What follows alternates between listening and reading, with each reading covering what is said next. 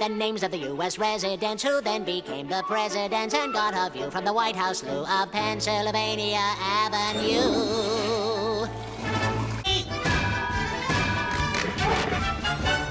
Up to bat comes old Abe Lincoln. There's a guy who's really thinking. Kept the United States from shrinking, saved a ship of state from sinking.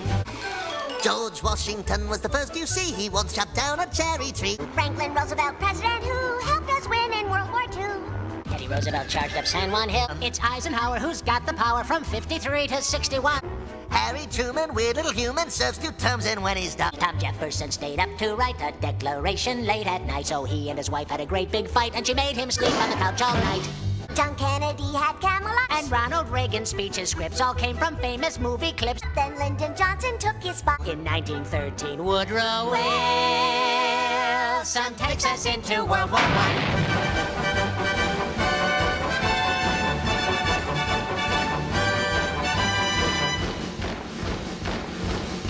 Barack Obama. James Monroe's colossal nose was bigger than Pinocchio. And after him came President Popes. Now in Washington, D.C. There's Democrats in the GOP. But the ones in charge are plain to see. The Clintons, Bill and Hillary. And after that, it's William McKinley at the bat. James Madison never had a son, and he fought the War of 1812. That's Andrew Jackson's butt he kicks, so Jackson learns to play politics. Next time, he's the one that the country picks. President number 2 would be John Adams, and then number 3. And President Bush said, read my lips. John Quincy Adams was number 6. Ulysses Simpson Grant, who would scream and rave and rant. While drinking whiskey, oh, the risky, cause he'd spill it on his pants. For Grover Cleveland, really fat, elected twice as a Democrat. And President Taft, he got the bill. And Gerald Ford fell down a lot. Jimmy Carter, like campaign trip. It's Calvin Coolidge, he does fine. Richard Nixon, he gets caught.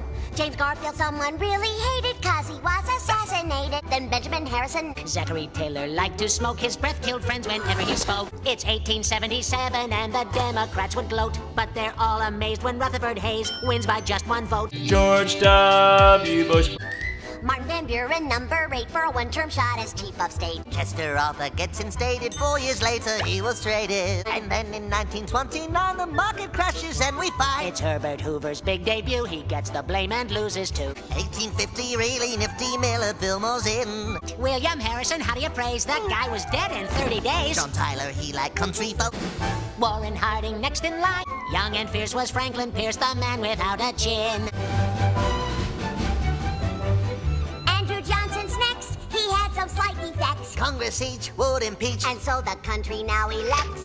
Follows next a period spanning 4 long years with James Buchanan. Then the South starts shooting cannon, and we've got a civil war. A war down south of Dixie. Donald Trump. The next president to lead the way. Well, it just might be yourself one day. Then the press will distort everything you say. So jump in your plane and fly away.